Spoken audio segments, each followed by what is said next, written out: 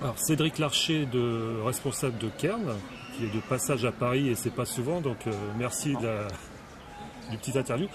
Est-ce que tu peux déjà, avant qu'on parle de Cairn, nous faire un petit topo de ton cursus, d'où tu viens bon, le fait que tu es immigré là, justement au Chili, ça.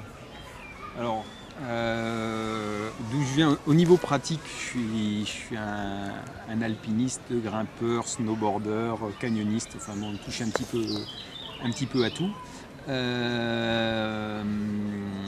Originaire d'Aix-en-Provence et puis de Paris, les deux. Ouais, tu viens pas des montagnes? Non, pas des montagnes.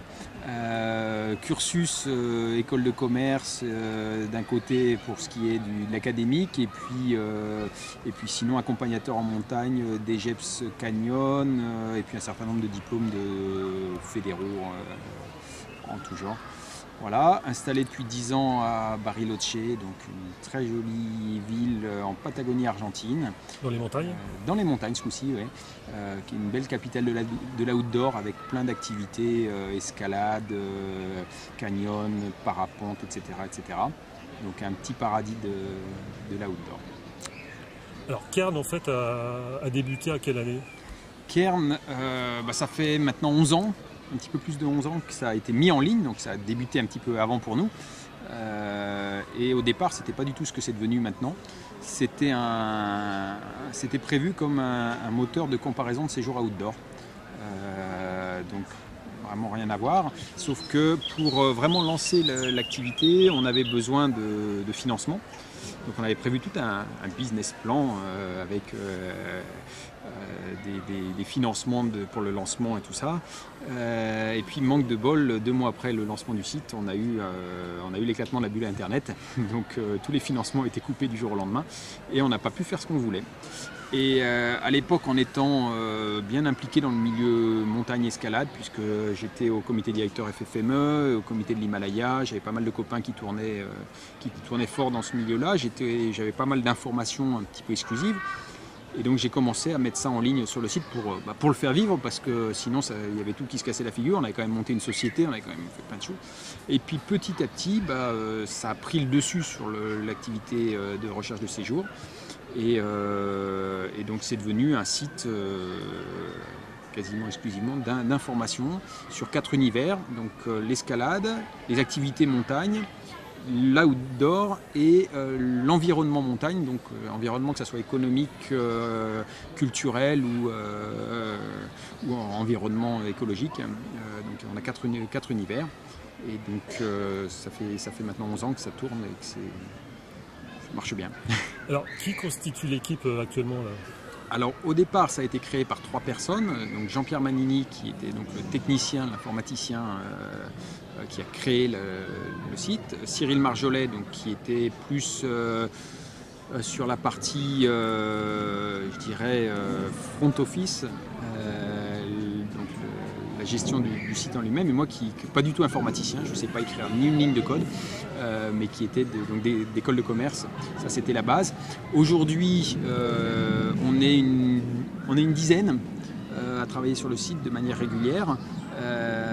Donc on a Pierre Delas qui est le rédacteur en chef escalade, qui est un grimpeur de haut niveau, parce qu'il est quand même dans le HITC et qui connaît très très bien le milieu, puis qui connaît aussi l'histoire de l'escalade, ce qui est quand même très très important.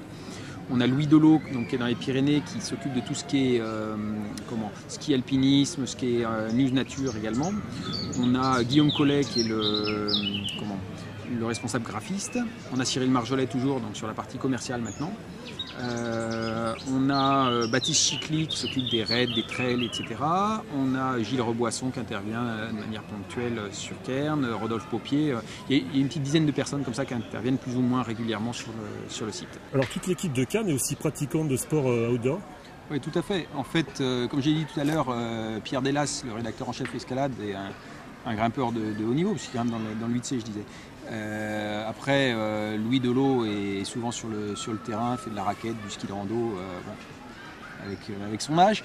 Moi je fais du canyon, je suis des Jeps Canyon, je fais de l'escalade, de l'alpinisme, etc. Guillaume Collet est grimpeur, enfin on est tous pratiquants dans différents sports outdoor en lien avec Cairn. Tout à fait. Il y a des correspondants aussi sur d'autres pays, c'est ça? Alors on a des gens qui sont nos correspondants sur différents pays du monde, et puis surtout on a quelque chose qu'on a monté, donc à l'origine c'est Cairn qui a lancé ça il y a 5 ans maintenant je crois, qui s'appelle Climbing Web Network, qui est un réseau des plus gros sites de montagne et d'escalade de la planète, qui s'échangent des informations, qui se regroupent une fois par an pour faire une réunion, pour discuter un petit peu comment est le business, comment est le milieu, quelles sont les solutions qu'on a pu avoir par rapport à des problèmes de relations ou des problèmes éditoriales. Et donc on s'échange du contenu, on s'échange des photos, on s'échange des informations. Donc on retrouve dans ce Climbing Web Network Mountain.ru en Russie, UK Climbing en Angleterre, Belclimb en Belgique, Klettern en Allemagne, voilà, un certain nombre de sites. Il y en a au Venezuela, en Afrique du Sud, au Vietnam. Une dizaine de sites qui constituent ce réseau, qui est le plus gros réseau mondial d'informations sur le milieu montagne et escalade.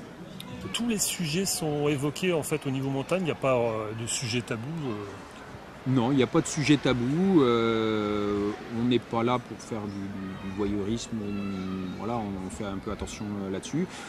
Quand il y a une polémique, on peut rentrer dedans à partir du moment où c'est argumenté. Et voilà, on essaye de ne pas faire du people. Hein, il n'y a pas de carnet rose, pas de. Voilà. Est-ce qu'il y a des sujets récurrents qui reviennent assez régulièrement? Est-ce que ça peut être de la news montagne, alpinisme, escalade? Il y a des tendances dans les infos? Il y a des tendances. Alors, nous, on a des sous-thèmes en fait. Il y a tout ce qui est performance, par exemple, les événements, les choses comme ça. On a. Qu'est-ce qu'on a? Oui, là en ce moment c'est la saison de l'Everest par exemple. Hein. Très clairement, il y a beaucoup d'informations sur les expéditions, Shishapangma, Makalu, Everest. Après, on a les informations de l'été avec les performances, les croix des grimpeurs, beaucoup. Donc il y a un petit peu une saisonnalité des news. Alors, qu'est-ce que ça représente au niveau des statistiques, toutes ces news en fait? Est-ce que vous savez qui regarde, combien il y a de quotidiens en visite? Déjà, en termes de stats, ça fait plus de 5000 news par an qui sont diffusées sur le site. Donc ça fait quand même beaucoup d'informations. Au niveau des visiteurs, sur les 4 univers, c'est avant tout l'escalade. Après, c'est montagne outdoor et nature qui se tiennent. Mais c'est avant tout l'escalade. Un public, d'après les informations qu'on a au travers des différents outils statistiques et puis les enquêtes qu'on a pu faire, majoritairement 15-40 ans on va dire. Et puis on va prendre des données classiques, hein. C'est ce qu'on appelle les CSP++, c'est des gens qui ont un peu de moyens, c'est des pratiquants. Donc c'est vrai qu'aujourd'hui, des gens qui vivent dans un camion, qui grimpent et qui ont des moyens, il n'y en a pas beaucoup. Donc c'est plus en général des gens qui ont un petit peu de sous, donc des professions libérales, enseignants, des cadres, etc. Ou les enfants qui regardent Cairn, qui cherchent d'un côté des performances pour savoir ce qui se passe, d'un autre côté des informations générales pour avoir une vue globale du milieu. Alors, tout récemment, il y a eu une refonte du site web.